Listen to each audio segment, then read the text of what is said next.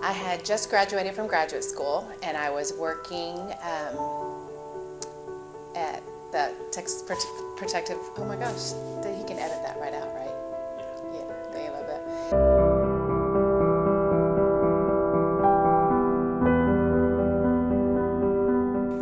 I'm Katie Young, and I am 46 years old, and I have 2 kiddos. And Riley, my daughter, is 16, and Jack, my son, is 14. And I was 29 when I had Riley. So I just got out of graduate school, and I was working for Child Protective Services at state office, and I was very ready to have a baby. So Doug and I had been married for about 3 years, together for 6. And so we actually started trying, and we got pregnant the first time. And super excited, fun,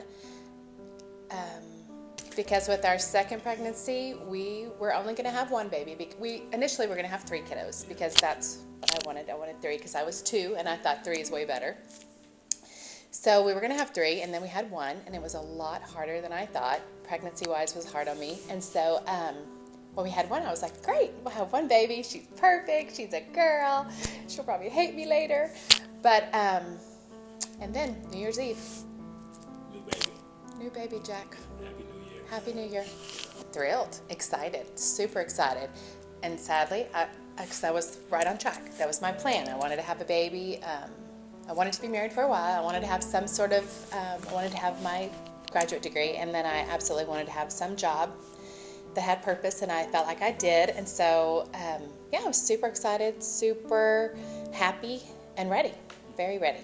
I went back to work. I was able to stay home for 6 weeks, and I nursed Riley till she was 6 months old. So I did that while I was working, which was interesting, and traveling was very interesting. And then luckily Doug had a job. Well, I don't know how lucky it was, but he worked at nighttime. And so I worked early.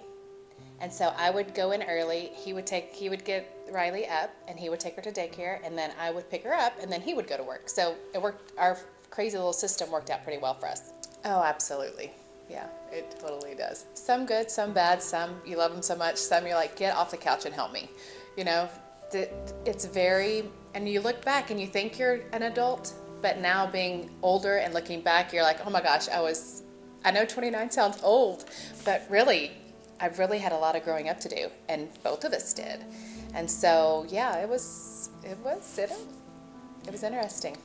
Well, because I worked for Child Protective Services, I knew what my options were because they also worked with child care licensing, so I knew all about the regulations and the standards, and I had people that I worked with very closely that knew lots of information, and I had a lot of research at my fingertips. Just next to, people I could talk to every day about what kind of daycare I was looking for, what was important to me, and what Doug and I decided is that we wanted an in-home family daycare where there would only be up to 4 kids cared for by one person in their home. So that's what we decided on.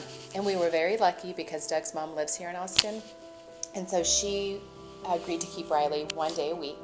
And so on Thursdays, she would stay with her.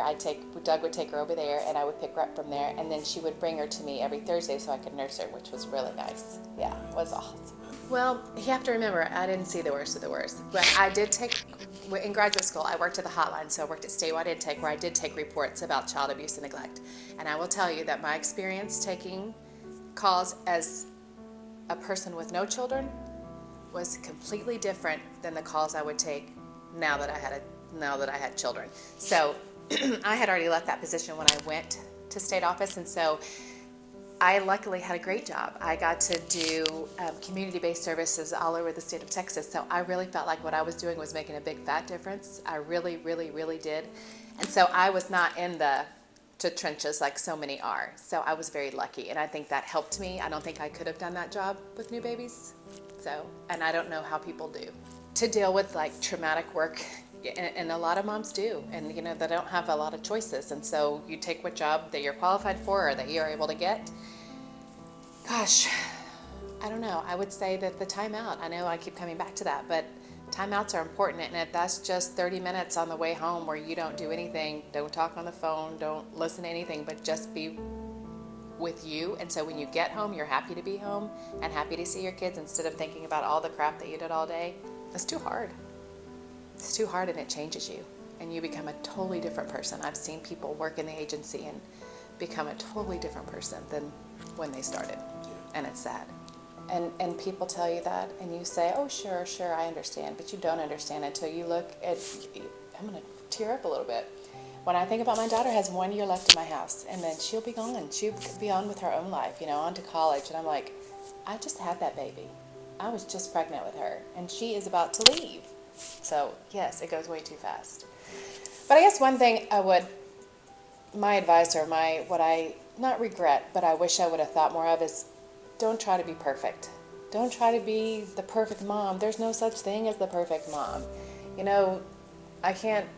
Just do the best you can and love your baby. And who cares if there's dishes? And who cares if you didn't get dressed all day? Who cares if you didn't take a shower? And it's okay. And I think I didn't let myself be okay with that. I was like, I have to do this. And because I was like very excited and maybe a little bit too planned. So I wish I would have just relaxed a little bit and just said, I don't care if my hair's a mess, and it's okay. And I guess the thing is to remember that a baby's not going to die from crying. If you need a timeout, and all of us need a timeout, it's just okay to put your baby in the playpen or the bed and walk outside and take a timeout. Because 5 minutes of crying is not going to kill that baby. And 5 minutes of no crying, of not listening to crying, and being able to take a breath and relaxing by yourself for 5 minutes will make a big difference in the way you interact with your baby when you come back to the baby. To be able to pick it up and love it and comfort it and not want to strangle it. Yeah, because that's normal too. Relax and enjoy it, because like I said, you will look up and it will be over and you will be sad. So relax and enjoy it and be in the moment. And like I said, it doesn't get two hoots if your hair is a mess, or you don't look as good as some of the other moms, or you haven't lost all your baby weight, or you didn't nurse till they were 12. Just relax and enjoy what you do have. My name is Katie Young, and my word is relax.